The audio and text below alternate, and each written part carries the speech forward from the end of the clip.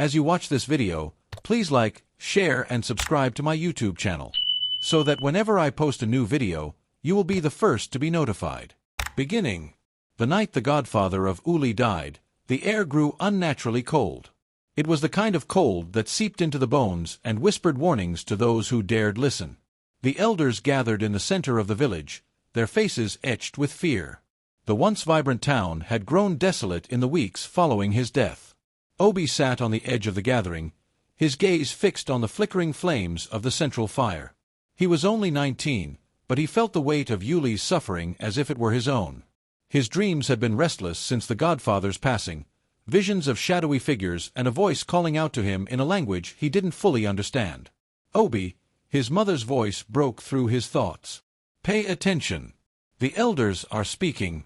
Obi nodded, his eyes turning to Elder Dyke, the eldest and most respected of the council. The gods are angry, Dyke declared, his voice trembling. The death of our godfather is not natural. It is a sign, a punishment for the sins of our ancestors. Until the balance is restored, Uli will continue to suffer. Murmurs rippled through the crowd. Obi hesitated but raised his hand. Elder Dyke, what balance are you speaking of? Dyke's piercing eyes locked on Obi. You are young, Obi, but you deserve to know the truth. The elder leaned forward, his voice heavy with age and sorrow. Long ago, Uli was ruled by 4 brothers. They were chosen by the gods and given sacred artifacts to protect our land. The Stone of Wisdom, the Staff of Leadership, the Mask of Truth, and the Necklace of Life. Together, they kept peace and prosperity in our village. What happened to them? Obi asked, his voice barely above a whisper. The brothers grew envious of one another, Dyke continued. Greed poisoned their hearts. They fought, and in their anger, they broke the bond of unity. The artifacts were scattered, their powers hidden across Uli. The godfather, a descendant of the brothers, was the last to hold their secrets. Obi's heart raced. The visions in his dreams suddenly made sense, the glowing artifacts, the figures of the brothers, and the call to find them. What must we do to restore the balance? Obi asked, standing now, his voice stronger. Dyke studied him for a long moment before speaking. The artifacts must be reunited. But it is no simple task. They are protected by curses and hidden in places long forgotten. And worse still, the shadow of the brothers' betrayal lingers. It will not let you succeed easily. The fire crackled as the elders exchanged worried glances. Obi, Dyke said, his tone somber but firm, the gods have spoken through your dreams. You are chosen to lead this quest. A cold shiver ran through Obi, but deep inside, he felt a spark of determination. He would not let Uli fall. With the weight of the village's hope on his shoulders, Obi began his journey at dawn, armed with nothing but a carved charm from his mother and the cryptic guidance of his dreams. His first destination was the Forest of Echoes, where the Stone of Wisdom was said to be buried beneath a sacred tree. The path ahead was dark and fraught with danger, but Obi knew one thing: he could not fail. The Forest of Echoes. The Forest of Echoes was a place of legend and fear. It stretched for miles beyond the edges of Uli, its dense canopy swallowing sunlight and cloaking the ground in perpetual twilight. Few dared to enter, and those who did often returned changed, if they returned at all. Obi stood at the edge of the forest, clutching his carved charm tightly. He could hear the whispers of the villagers behind him, murmurs of doubt and fear. Ignoring them, he took a deep breath and stepped into the shadows. The forest was alive in ways that made Obi's skin crawl. The rustling of leaves seemed to carry voices, faint and indistinct. Every step he took seemed to echo, not in the way footsteps should, but as if the forest itself was mocking him, repeating his movements with a sinister undertone. Stay focused, he muttered to himself, his voice swallowed by the oppressive stillness. As he ventured deeper, the path became less defined. Trees loomed overhead like ancient sentinels, their twisted branches forming grotesque shapes. Obi stopped abruptly when he saw something strange, a clearing bathed in an eerie green glow. At the center of the clearing stood an enormous tree, its trunk gnarled and roots spreading out like the claws of a beast. The air around it shimmered, and Obi felt a pull, an inexplicable force guiding him forward. This must be it, he whispered. The sacred tree from his dreams. But as he stepped closer, the air grew colder. A deep, resonant voice echoed around him. "Who dares disturb the forest of echoes?" Obi froze, his eyes darting around. The voice seemed to come from everywhere at once. "I am Obi, from the village of Uli," he said, forcing his voice to remain steady. "I seek the stone of wisdom to restore balance to my people." The forest fell silent for a moment before the voice returned, harsher this time. Balance was broken by greed and betrayal. "What makes you worthy to restore it?" Obi swallowed hard. "I am not driven by greed or power. I only wish to save my village." Laughter rippled through the trees, cold and mocking. From the shadows emerged a figure, a spirit, translucent but fearsome. It was tall and gaunt, with hollow eyes that seemed to pierce through Obi's soul. "You must prove yourself," the spirit said, its voice echoing unnaturally. "The stone of wisdom is not for the weak or the unworthy." Before Obi could respond, the ground beneath him shifted. Roots erupted from the soil, twisting and writhing like serpents. The forest seemed to come alive, branches reaching down to grab him, roots curling around his feet. Obi's heart pounded as he struggled to free himself. The spirit watched, its hollow gaze unyielding. "Your strength will not save you," the spirit said. "Only your mind." The roots tightened, pulling Obi closer to the ground. Panic threatened to consume him, but he closed his eyes and took a deep breath. The words of his grandmother came to him then. "The mind is the sharpest blade you have, Obi. Use it wisely." He opened his eyes and looked around. The forest seemed to blur, the shapes of the roots shifting and twisting. Then he saw it, a faint glow beneath the roots, the same green light that surrounded the tree. "That's it," he murmured. Obi stopped struggling and focused. He reached into his pack and pulled out the carved charm his mother had given him. It was a small figure of a bird, said to carry the prayers of the living to the ancestors. Holding it tightly, he whispered a quiet prayer.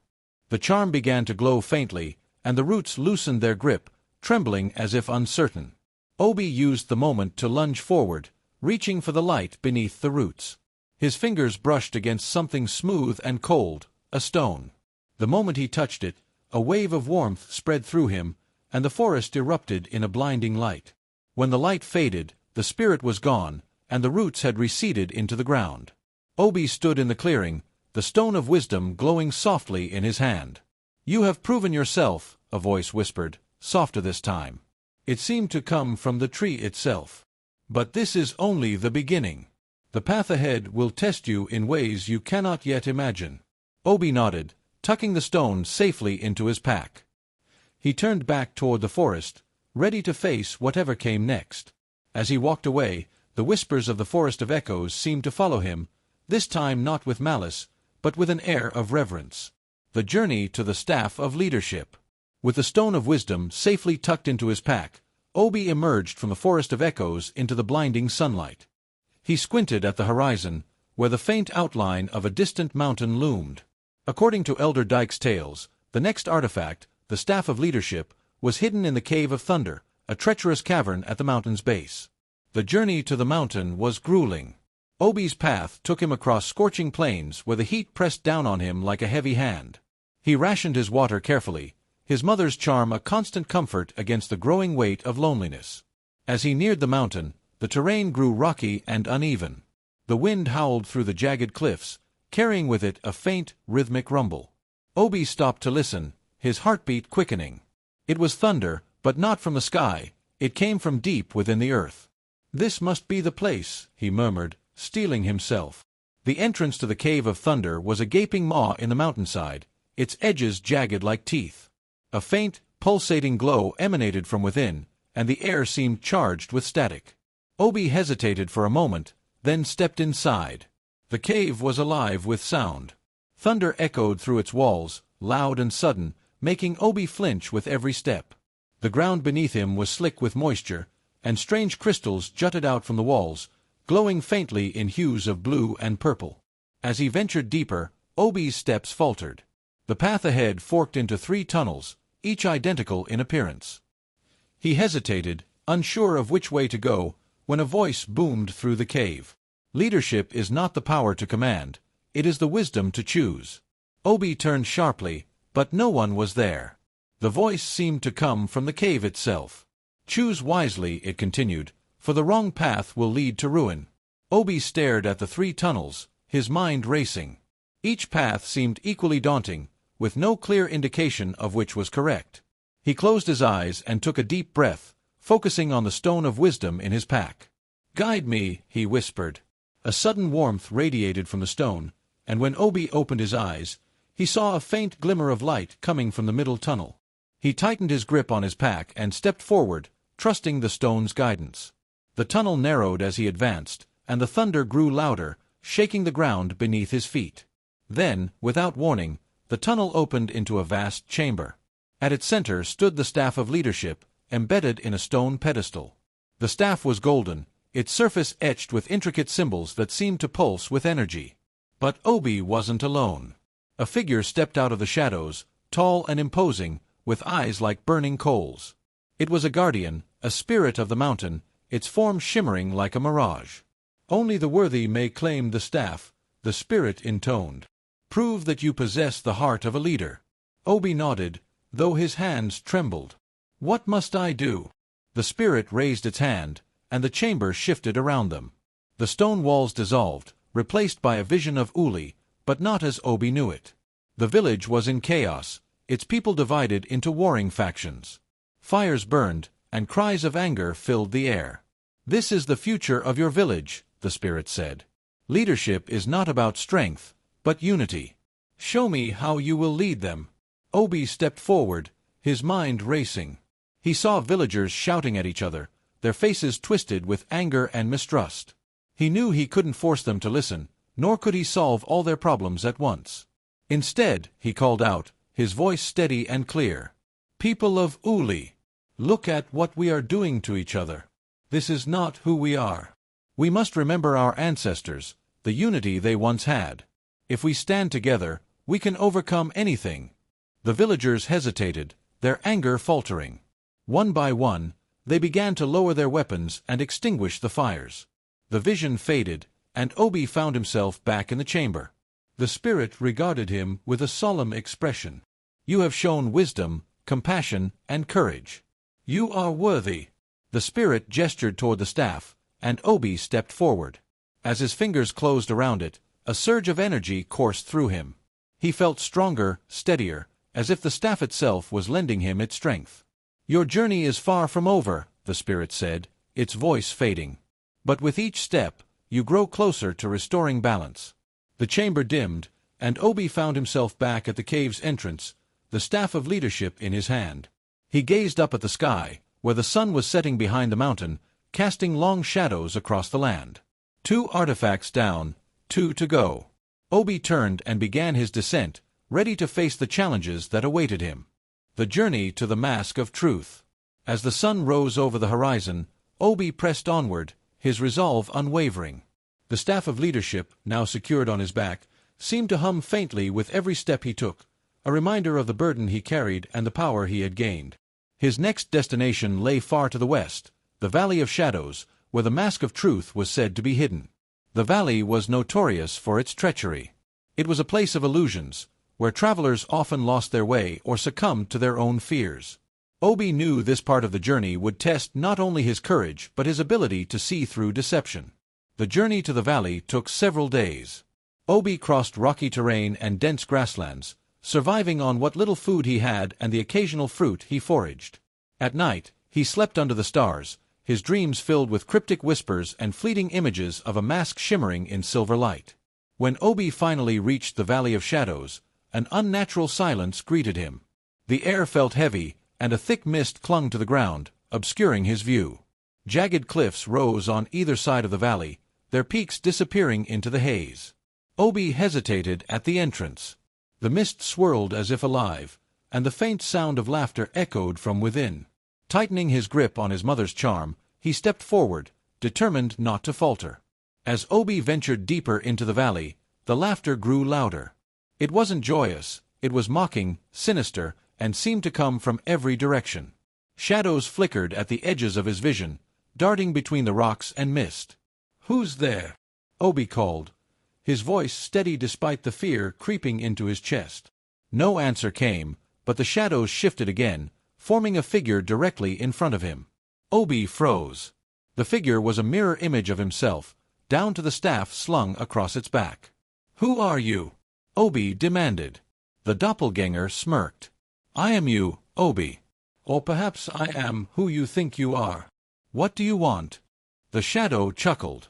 "It's not about what I want, but what you want. Do you even know why you're here? Are you certain you have the strength to carry this burden?" Obi bristled. "I know why I'm here. I'm here to save Uli." The shadow's grin widened. "Are you? Or are you here because you crave glory, to be remembered as a hero? Perhaps you're no different from the brothers who tore this village apart with their greed." Obi clenched his fists, anger flaring in his chest. "I'm not like them." The shadow stepped closer, its voice dropping to a whisper.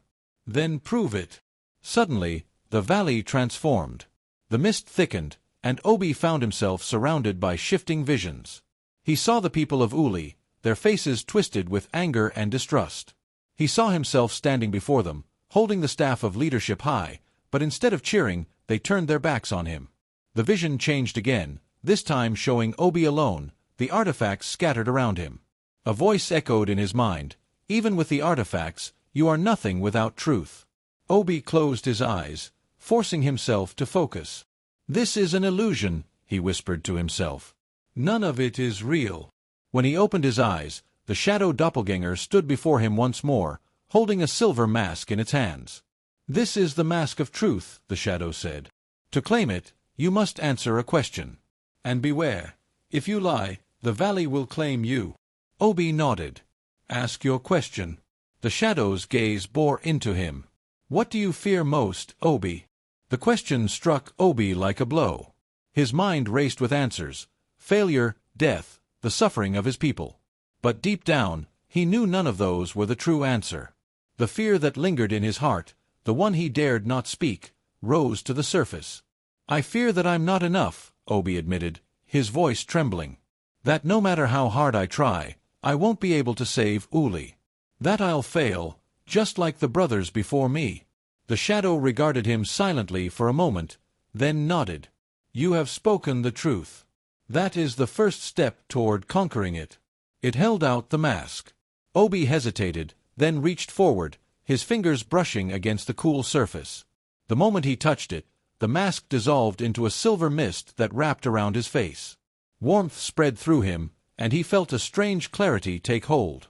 The shadows and mist of the valley began to recede, revealing the path ahead. The laughter faded, replaced by a gentle breeze. "You have done well, Obi," the shadow's voice echoed faintly. "But your journey is not over. The necklace of life awaits you." Obi took a deep breath, the mask of truth now a part of him. He adjusted the staff on his back and stepped forward, ready for the final challenge. The journey to the necklace of life. With 3 artifacts in his possession, Obi felt a renewed sense of purpose as he ventured toward his final destination, the Lake of Ancestors, where the necklace of life was said to be hidden. The mask of truth had revealed many things to Obi, not just the path forward but also the lingering doubts he carried within. Yet, he was determined to push forward, knowing the fate of Uli rested on his shoulders. The Lake of Ancestors was sacred, a place where the spirits of the departed were believed to dwell. It was said that only the purest of heart could approach the lake without awakening the wrath of its guardians. The journey to the lake was arduous. Obi crossed vast marshlands, his steps sinking into the muddy terrain. The air was thick with humidity, and the buzzing of insects was relentless. Nights were cold and eerie, with distant howls reminding him that he was not alone. After days of travel, Obi finally reached the lake. It was unlike anything he had imagined. The water shimmered with an otherworldly light, its surface so still it seemed to mirror the heavens above. Surrounding the lake were tall, ancient trees, their roots dipping into the water like fingers. A strange, serene silence hung in the air. Obi approached the water's edge cautiously, but before he could take another step, the ground trembled. From the lake rose a towering figure, made entirely of water. Its form shifted and flowed, its face indistinct but its presence commanding. "Who dares disturb the Lake of Ancestors?" the guardian boomed, its voice like the crashing of waves. Obi stepped forward, his heart pounding. "I am Obi of Uli." I seek the necklace of life to restore balance to my village. The guardian regarded him for a moment before speaking. The necklace of life is no mere trinket. It is the essence of the bond between the living and the dead, the bridge that sustains your people's connection to their ancestors. To claim it, you must prove your worth. Obi straightened. What must I do? The guardian gestured toward the center of the lake, where a small, glowing island had appeared. The necklace lies there. To reach it, you must cross the lake. But beware, the waters will test you, for they reflect the truth of your soul. If your heart is unworthy, you will be consumed. Obi hesitated, his eyes fixed on the glowing island. The water seemed calm, but he could feel its power, a silent promise of the challenges ahead. He took a deep breath, removed his sandals, and stepped into the water. The moment Obi's foot touched the surface, ripples spread outward, and the lake came alive. The once still water began to swirl, and images appeared in its depths. Obi froze as he saw the faces of the villagers of Uli, his mother, the elders, the children. Their expressions were twisted with fear and anger, their voices rising in a cacophony of accusations. You will fail us, Obi. Who are you to think you can save us? Turn back before you bring ruin to us all. Obi's chest tightened. The weight of their words pressed down on him, but he forced himself to move forward. These are not their true voices, he murmured. This is my fear speaking. The water's images shifted, now showing Obi himself, older, weary, and alone. He stood amidst a ruined village, the artifacts scattered and broken around him. His reflection sneered at him. You'll end up just like the brothers, it hissed. Greedy, foolish, and doomed to fail. Obi clenched his fists. The mask of truth began to glow faintly on his face, and he felt a calm clarity wash over him. He closed his eyes, blocking out the visions. I am not perfect, he said aloud, his voice steady. But I will not let my fears stop me. My heart is true, and I will do whatever it takes to save my people. When Obi opened his eyes, the water stilled. The visions vanished, and the glowing island grew closer with each step. When Obi reached the island, he saw the necklace of life resting on a stone pedestal. It was a simple yet beautiful piece, made of delicate silver threads and adorned with small, glowing beads that pulsed like tiny hearts. As Obi reached out to take it, the guardian's voice echoed once more. By claiming the necklace of life, you bind yourself to the spirits of your ancestors. Their wisdom will guide you, but their burden will weigh on you. Do you accept this responsibility? Obi placed his hand on the necklace, his heart resolute. I accept. The moment he lifted the necklace, a surge of energy coursed through him. Visions of the past flooded his mind, the four brothers, their betrayal, and the sorrow that followed. He saw their unity before greed tore them apart, and he felt their regret. Then he saw Uli as it could be, a village renewed, its people united and thriving. When the visions faded, Obi stood at the water's edge, the necklace of life glowing softly in his hands. The guardian's voice was gentle now. You have proven yourself, Obi of Uli. Go, and restore the balance. The return to Uli. Obi's heart swelled with both relief and apprehension as he crossed the final hill and saw the village of Uli sprawled out below. The once vibrant town now seemed lifeless. The fields were barren, smoke curled weakly from a few huts, and the usual sounds of children playing and people talking were absent. The weight of the four artifacts, the stone of wisdom, the staff of leadership, the mask of truth, and the necklace of life, pressed heavily on his back, a reminder of the responsibility he carried. He had endured trials beyond anything he had imagined, and now the fate of Uli rested in his hands. The Council of Elders. Obi stepped into the village square, where the elders had gathered around the central fire. Their faces were gaunt and weary, their eyes filled with despair. As Obi approached, their gazes turned to him, and murmurs of disbelief rippled through the crowd. He's returned. He has the artifacts. Could it be true? Elder Dyke, leaning heavily on his cane, stepped forward. Obi, you have returned. But tell us, have you succeeded? Have you truly found the sacred artifacts? Obi reached into his pack and pulled out each artifact one by one, placing them carefully on a woven mat before the fire. The villagers gasped as the artifacts began to glow faintly, their power undeniable.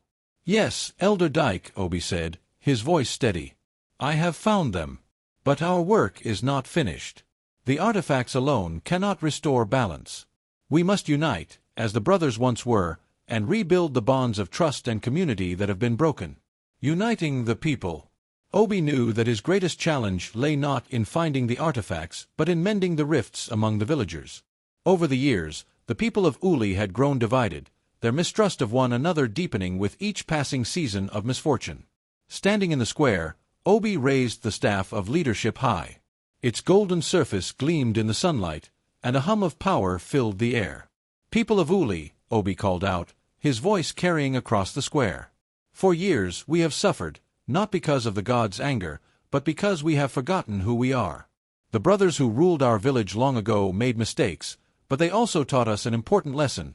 Strength comes from unity." The villagers listened in silence, their faces a mix of hope and skepticism. Obi continued, his voice growing stronger. "The artifacts hold great power, but that power means nothing if we remain divided. We must forgive one another, heal old wounds, and stand together as one people. Only then can we restore Uli to its former glory." The ritual of balance. With the help of Elder Dyke and the council, Obi prepared for a sacred ritual to reunite the power of the artifacts and restore balance to the village. The ritual would take place at the ancient shrine on the hill overlooking Uli, a site long abandoned but said to be the place where the brothers first received the artifacts from the gods. The entire village gathered at the shrine, the air heavy with anticipation. Obi stood at the center of the shrine, the 4 artifacts arranged before him. He placed the stone of wisdom in the center, the staff of leadership beside it, the mask of truth on a pedestal, and the necklace of life draped over the stone. Obi knelt and began to pray, his voice steady despite the weight of the moment. "Ancestors, hear us. We, the people of Uli, seek your guidance and your blessing. We have strayed from your path, but we are ready to return. Help us to unite, to forgive, and to restore the balance that has been lost." As Obi spoke, the artifacts began to glow more brightly, their light intertwining in a brilliant display. A soft wind swept through the shrine, carrying the whispers of the ancestors. The ancestors' gift. The glowing light from the artifacts formed into 4 distinct figures, the spirits of the 4 brothers. The villagers gasped and fell to their knees as the brothers stepped forward, their forms shimmering with divine energy. One of the brothers, his voice deep and resonant, addressed Obi. "You have done what we could not, young one. You have faced your fears, embraced the truth, and brought our people together. For this, we offer you our blessing." Another brother stepped forward, holding out his hand. "But remember, the balance must be maintained. The artifacts are not just tools of power, they are symbols of the unity that binds this village. Guard them well." The spirits turned to the villagers. "Forgive one another," they said in unison. "Do not repeat our mistakes. Together, you are stronger than any one leader, stronger than any artifact." With that, the spirits dissolved into the light, which surged into the artifacts. The light spread outward, bathing the village and its people in a warm, golden glow. The land seemed to awaken, the fields grew green once more, the rivers began to flow, and the oppressive heaviness that had hung over Uli lifted. A new beginning. When the ritual was complete, Obi stood before the villagers, the artifacts safely secured in a sacred chamber at the shrine. The people of Uli, their hearts lighter and their spirits renewed, looked to Obi with gratitude and reverence. "You are our leader, Obi," Elder Dyke said, bowing his head. Obi shook his head. "No, Elder. I am not your leader. We lead together, as one people, united by the lessons of the past and the hope for the future." The villagers cheered, their voices echoing across the hills. From that day forward, Uli flourished. The people worked together, their bonds strengthened by the trials they had overcome. And though Obi humbly refused the title of leader, his name became legend, a reminder of the young man who restored balance to his village and taught his people the true meaning of unity. That brings us to the end of this video. I hope you enjoyed the story. Please don't forget to like, share, and subscribe. You can tell me what you like about the story in the comments section. Thanks for watching.